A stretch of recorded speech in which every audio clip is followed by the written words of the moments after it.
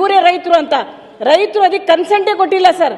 ಅದನ್ನು ತಗೊಂಡು ಹೋಗಿ ಮಾನ್ಯ ಸಭಾಪತಿಯವರೇ ಕೋರ್ಟಿಗೆ ಪ್ರೊಡ್ಯೂಸ್ ಮಾಡಿ ಫಾರ್ಮರ್ಸ್ ಹ್ಯಾವ್ ಅಗ್ರೀಡ್ ಮೆಲೋಡ್ ಅಂತ ಹೇಳ್ಬಿಡ್ತಾರೆ.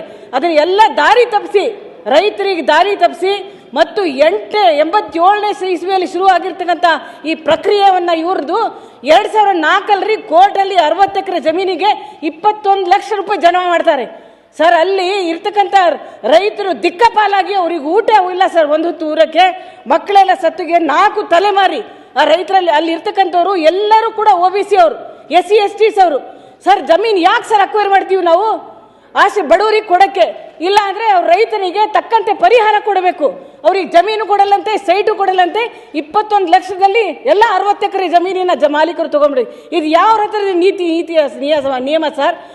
ಸುಪ್ರೀಂ ಕೋರ್ಟಿಂದ ಆದೇಶ ಯಾಕಂದ್ರೆ ದಾರಿ ತಪ್ಪಿಸಿದ್ರು.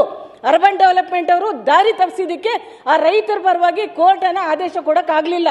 ಹಾಗಾಗಿ ನಾನು ಅತ್ಯಂತ ಕಳಕಳೆ ಸಭಾಪತಿ, ತಾವು ಕೂಡ ಇದ್ರ ಸಂಬಂಧಿಸಿದಂತೆ ಹಿಂದಿನ ಸರ್ಕಾರದಲ್ಲಿ ಒಂದು ಪತ್ರನೂ ಕೂಡ ಬರೆದಿದ್ದಾರೆ. ಮಾಜಿ ನಮ್ಮ ಶಾಸಕರಾಗಿರ್ತಕ್ಕಂಥ ಐನೂರು ಮಂಜೂರು ತಮ್ಮ ಜೊತೆಗೆ ಬಂದು ಒಂದು ಪತ್ರನೂ ಕೂಡ ಬರೆಸಿದ್ದಾರೆ ಸರ್. ಬೀದಿ ಪಾಲಾಗಿದ್ದಾರೆ ರೈತರು. ಅವರಿಗೆ ಮನೆ ಕಟ್ಕೊಳ್ಳೋಕ್ಕೆ ಜಾಗ ಇಲ್ಲ ಸರ್. ಇವ್ರು ಹೇಳ್ತಾರೆ ನಾವು 2 ಸೈಟ್ ಕೊಟ್ಟಿದ್ದೀವಿ sir, at the rate of the market price ಅಂತೆ.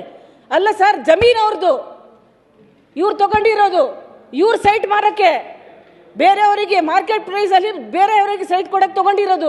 ಆ ಬಡವನಿಗೆ, ರೈತನಿಗೆ 1 ನಯಾ ಪೈಸಾ ಸೈಟು ಇಲ್ಲ, ಜಮೀನು ಇಲ್ಲ ಅಂತಂದ್ರೆ ಯಾವ ನ್ಯಾಯ ಸರ್ ಇದು?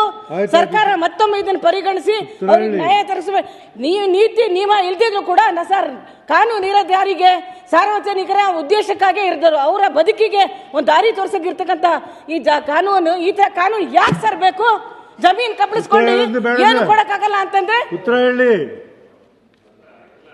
ರಮೇಶ್ ಬಾಬು, ರಮೇಶ್ ಬಾಬು ಸಭಾಧ್ಯಕ್ಷರ ಒಂದು ನಿಮಿಷ. ರಮೇಶ್ ಬಾಬು ಏನೋ ಮಾತಾಡ್ತಾರೆ.